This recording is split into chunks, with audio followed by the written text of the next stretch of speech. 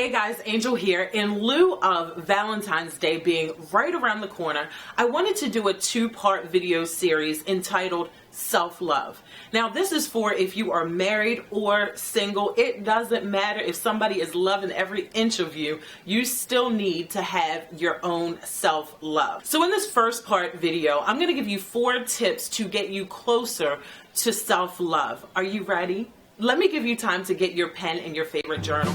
I'll wait.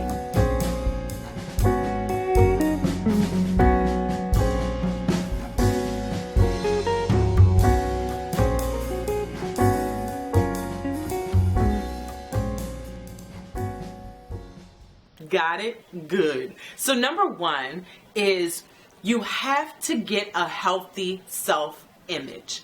This is crucial.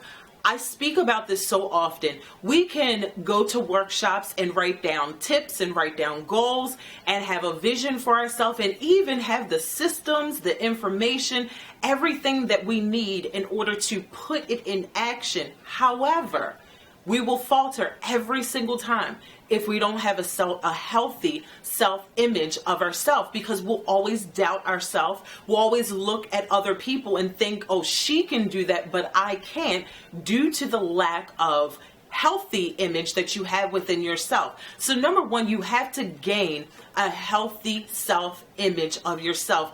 And how you do that is stop looking so much at your flaws. We've all got them. Don't focus so much on your flaws. Pay attention to the things that make you great. Because if you focus so much on your flaws, you'll always compare yourself. You'll always think you're not good enough.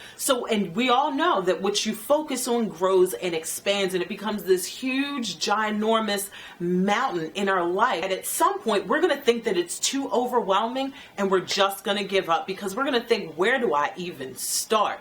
So before you continue down that path, so you want to always focus on what makes you great and not what makes you not so great, because that affects our healthy self-image. Number 2 is to entertain only positive people. I've done a video about this. I cannot express this enough. Actually, I want to read something to you. This is in Galatians 6:1. It says, brothers and sisters, if someone is caught in sin, you who live by the Spirit should restore that person gently, but watch yourselves, or you may also be tempted. That clearly says that if you are hanging around somebody that is indulging in a lifestyle that doesn't fit where you want to go in your life, you cannot hang around that person, because we are all human and you will be tempted. This is a universal law. Nobody has ever been able to break it. Nobody has ever been able to, a multimillionaire has not been able to surround themselves with people that are not goal-oriented, that don't do anything every single day, and that one person just excels out of the whole entire group. They had to, at some point, surround themselves with people that were like-minded and that were headed to where they were going. Same is true for you and I. We have to be conscious of who we allow in our space, and do not apologize if someone doesn't qualify to be in your space. This is your life. So handle it with care and treat it with lots of love.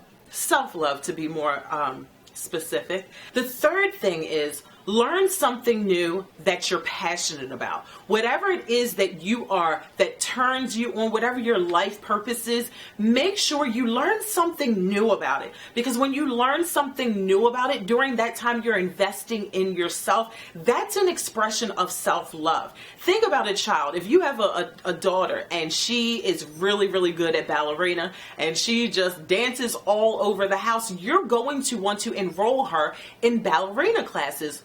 Why? Because it's something she's naturally good at, and you want to help her perfect it, or you want to help her become an expert and just master her craft.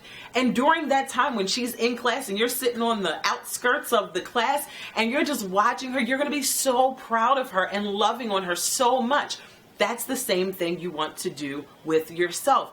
Learn something new in the field in which you're passionate about most. And the fourth and final thing for video number 1 is to forgive other people and forgive yourself. You cannot live a happy life holding on to grudges of what other people have done to you. I quoted this before, and I think it stands repeating. A couple weeks ago, I posted on Facebook that it's easier to forgive other people when you realize that someone else is walking around with the scars from you too. Just like we have hurts from our past that other people have done to us, people have said stuff about us, and it's hurt us in such a way, and we have carried that. The same thing, you and I have done something, have said something to somebody else, and they're still dealing with it to this day. So when you think about that in perspective, it makes it a little bit easier, and it humbles you in a way to say, you know what? Yes, that person hurt me, and I've also hurt other people. So it's so much easier to forgive other people when you realize that other people are walking around with scars from you too. So just to recap, number one, get a healthy self-image of yourself. Stand in the mirror every single day and practice your affirmations, looking at your own self in the mirror.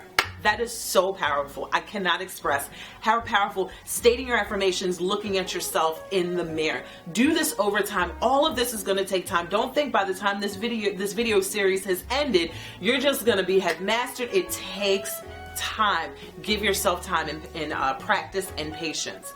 The second thing is entertain only positive people on a regular basis. We're all going to come in contact with people that don't have the same passion that we do or are not like-minded. However, we don't have to we don't have to break bread with those people, and we don't have to feel bad about not doing so. The third thing is to learn something new that you're passionate about. That is such a high expression of self-love, because you're showing yourself and proving to yourself that you believe in yourself and your vision and your abilities. And the last and final thing for part one is to forgive yourself and forgive other people. Write a forgiveness note to yourself and to the other person. You don't necessarily have to send it to that person. However, if you feel so led to do so, do it. But if you don't feel led to do it, just write it out, get it out, throw it away, ball it up, or burn it, have a burning ceremony. Do whatever you have to do to forgive so you can live a lighthearted life. That's all, guys, for part number one. I will see you guys tomorrow for part number two.